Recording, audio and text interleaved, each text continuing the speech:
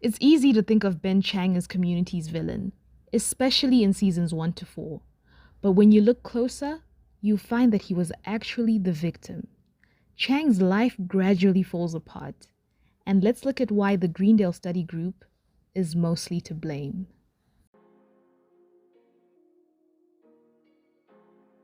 Hi everybody, welcome to Mind and More, where we talk about anything that comes to mind and more. Today, I'd like to discuss why Ben Chang was actually the victim and not the villain in Community. I want to go through each of the phases that Ben goes through, particularly between seasons 1 and 4, and show you how most of the misfortunes he faces are connected to one or more of the study group members. The members I'm referring to are Jeff, Britta, Shirley, Troy, Abed, Annie, and Pierce. Let's make it clear. I love the study group, but I have to be honest and say that they could be toxic. In season 3, episode 3, even Todd, one of their biology classmates, points out that they're a toxic group that destroys everything in their way. And destroy Chang they did. Your love is weird and toxic, and it destroys everything it touches! Now, Chang went through many different phases. It's like he would die and come back as someone new. He was like a cat with 9 lives. No wonder why he called himself El Tigre, or the tiger in season 1. We have a lot to get through, so sit tight and let's get started. The first phase is season 1, Senor Chang. We first meet Chang in season 1 of Community, where he is Senor Chang, a Spanish teacher at Greendale. The rest of the main cast actually become friends because they form a study group for his class. Now let me say, as a teacher, Chang was mean. He was one of those teachers who give long essays for homework out of spite. At the start, I can agree that he was a villainous teacher. It is however revealed that Chang's going through a rough patch in his marriage and feeling lonely. So this is not me excusing his behavior, but saying let's keep this in mind that the man was going through some issues. In episode 10, after he's reunited with his wife, he actually admits that he's been a horrible teacher and promises that he'll no longer give his class 20-page essays. So this shows that he was mean partly because of his marital issues. I also want to mention that in this episode, Chang has been hanging out with Jeff, and he discovers that Jeff had been using him to not get as much work as the rest of the class, instead of actually wanting to be friends with him. Never mind Chang's lack of ethics for making life easier for Jeff because he was now his friend. But it would be hurtful to discover someone you thought was your friend was just using you. Jeff exploited Chang's loneliness and emotional vulnerability at the time, and that's a minor instance of Chang being a victim. There's bigger instances to come.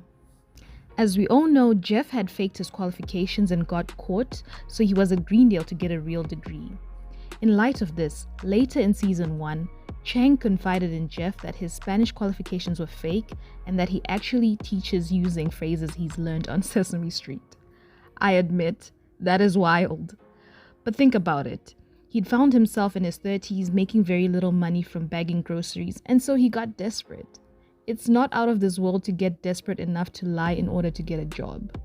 It's definitely unethical, and I don't condone it. But bad situations can make a person do bad things.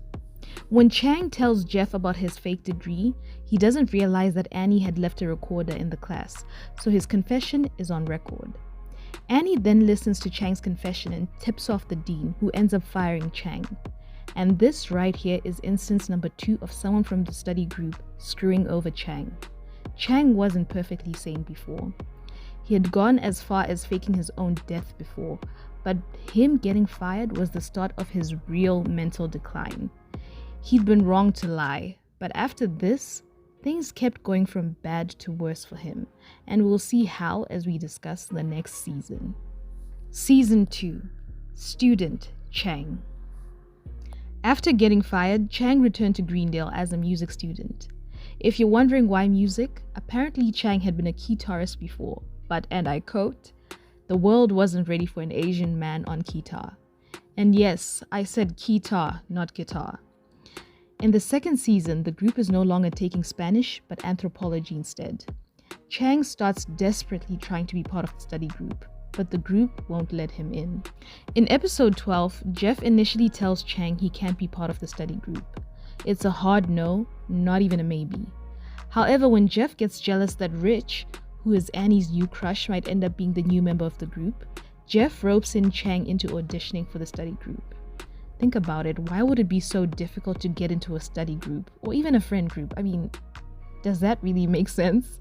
But anyway, Jeff even gives this whole speech to convince the group that Chang is the right person to join. The speech is more of throwing insults at Chang, but with Jeff being the sweet talker he is, it actually works. For a minute, Chang thinks he's been accepted, until Pierce shouts that he can't join because he hooked up with Shirley on Halloween. Both Chang and Shirley didn't remember this night. This revelation creates some tension between Shirley and her husband who just got back. In the end, they revoke Chang's group membership. In this episode, the group toyed with Chang's feelings, dangling him the opportunity to join the group like a carrot. Chang was mad weird, but he was human too.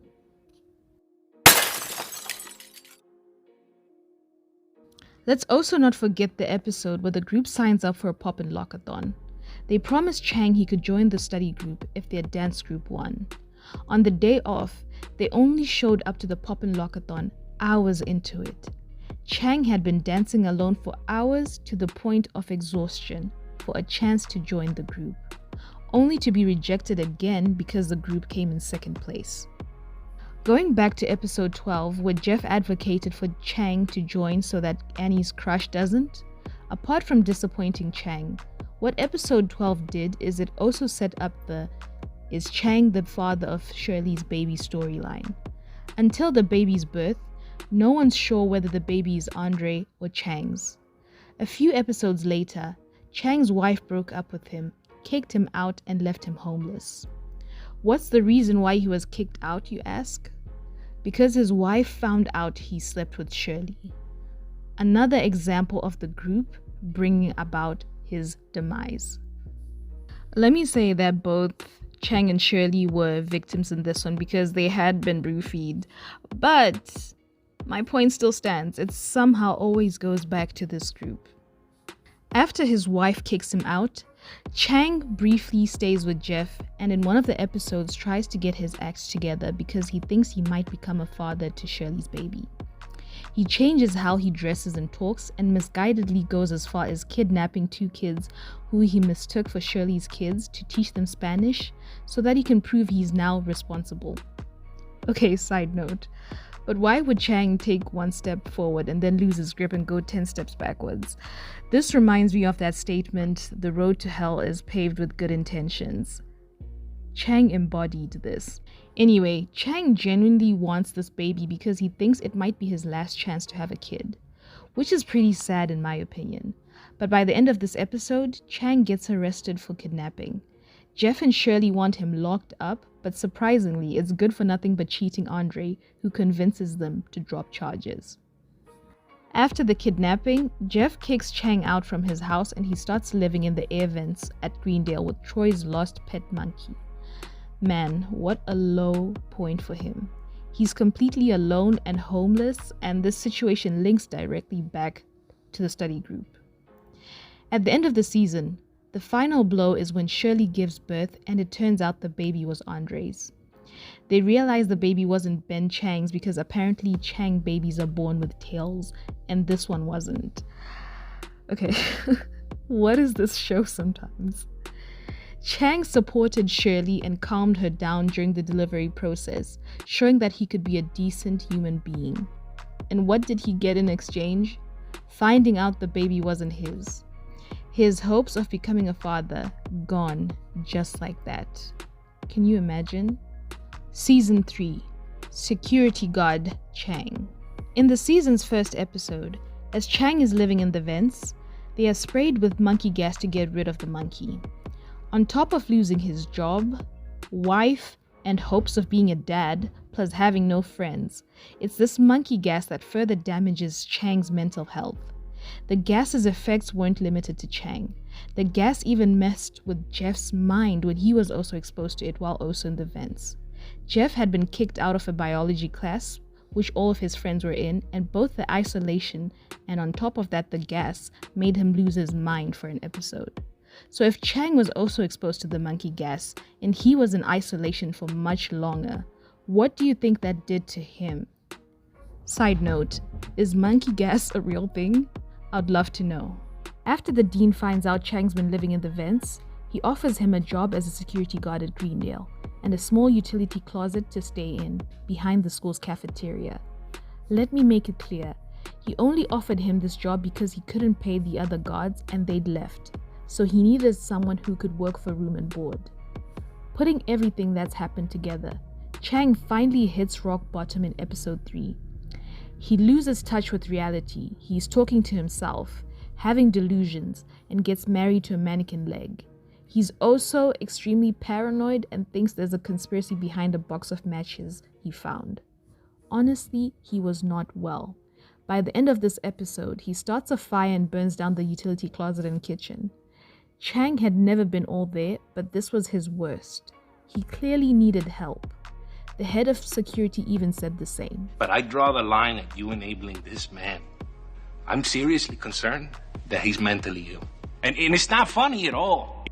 Instead of getting Chang help, the dean didn't want anyone looking further into the fire in order to cover his own tracks. So when the security boss quit, the dean went on to promote Chang to head of security.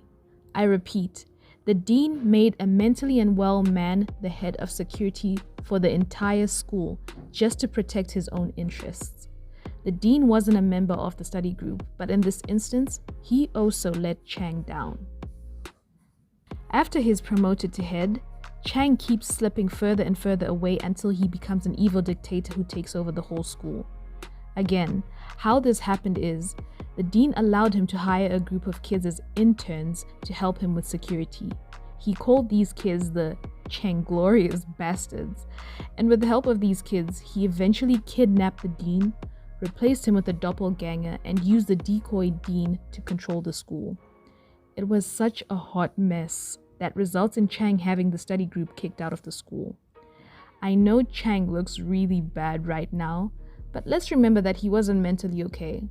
The people around him, in other words, the dean and the study group, had noticed this decline, but instead of getting him help, either enabled him or just ignored or made fun of him.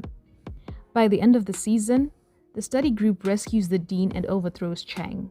He flees Greendale and he's gone for a while before coming back in season 4. Season 4, Kevin. In season 4, Chang returns as Kevin, claiming he suffers from Changnesia. I love this word. I guess Changnesia is some kind of amnesia. Kevin is this sweet, innocent, likable guy, so basically nothing like the old Chang. Kevin gets along with everyone, with Shirley even having him work at her sandwich shop. The only person who initially thinks Changnesia is fake is Jeff, but he eventually gets on board. With Chang being a supposed amnesiac named Kevin, the dean takes this opportunity to exploit Kevin. He uses Kevin's Changnesia to win a $40,000 grant to study Changnesia, but he just wanted the money for the school. Come to think of it, the dean might actually just be as bad as the study group when it comes to Chang. But let's move on. Now there's a twist to this Kevin situation. Chang is actually faking his amnesia and working with the dean from City College to take down Greendale and get the study group kicked out. I know. Pretty evil, right? But again, Chang wasn't mentally well. He'd been overthrown by the same people who'd put him in a bad situation. He'd been stripped of everything he had, and I'm sure when you're at rock bottom and in such a headspace, you can do anything to get some kind of semblance of power back. And again, I have to make it clear, I don't condone this. I'm just putting forward a different perspective. In episode 12 of this season, there's a turning point. Abed traces back the origins of the study group and finds out that they'd all been at the same place at the same time when they decided to go to Greendale. Sort of like it was fate for them to meet. Now get this. It was Chang who was handing out Greendale flyers on this day that they chose Greendale. Abed had figured out that Chang was faking and he didn't confront Chang. Instead, he invites him to get frozen yogurt and thanks him for bringing them together. Abed tells Chang that because he's a part of their origin story, he'd always been one of them. Abed tells Chang that because he's a part of their origin story, he'd always been one of them. He even lets him know that it's okay to reinvent oneself. Chang decides to drop the act and stop working with the city college dean before heading out to hang out with the rest of the group. From this moment between Chang and Abed, I realized two things. The first is that Chang is a victim because he was perpetually excluded by the very people he brought together. Without him, there wouldn't have been this so-called Greendale 7. The second thing is that Chang wasn't an inherently bad person. His unpleasant behavior was a reaction to rejection. In season 1, when he was rejected by his wife, he became a mean teacher. In seasons 2 and 3, when he was rejected by the study group, he became a weirdo who eventually developed into a psycho dictator. As soon as he felt accepted, he abandoned the evil persona. When Abed invites him out with the rest of the group, Chang says that's all he's ever wanted. That's how much being accepted meant to him. I won't speak much on the last 2 seasons as my main focus was seasons 1 to 4. But all I'll say is that after Chang has his moment of acceptance, he never quite regresses back to his darkest self, aka season 3 Chang. Chang wasn't a perfect victim. He made mistakes, had low points, and wasn't the kind of guy you'd want to be seen rooting for. However, he was a victim nonetheless. He was a victim to isolation, a victim to mental health issues, and a victim to challenging life circumstances that were mostly brought on either directly or indirectly by the study group and Dean Pelton's actions. Some things were his fault, but many more weren't of his making. Chang was an eccentric guy, to say the least, and he brought a lot of laughs to the show. Because of this, it's easy to look past the troubles he went through. Nevertheless, he was resilient. I mean, the man was born with a tail. For this, Ben Chang, aka El Tigre, aka Kevin, was and remains one of my favorite TV characters of all time.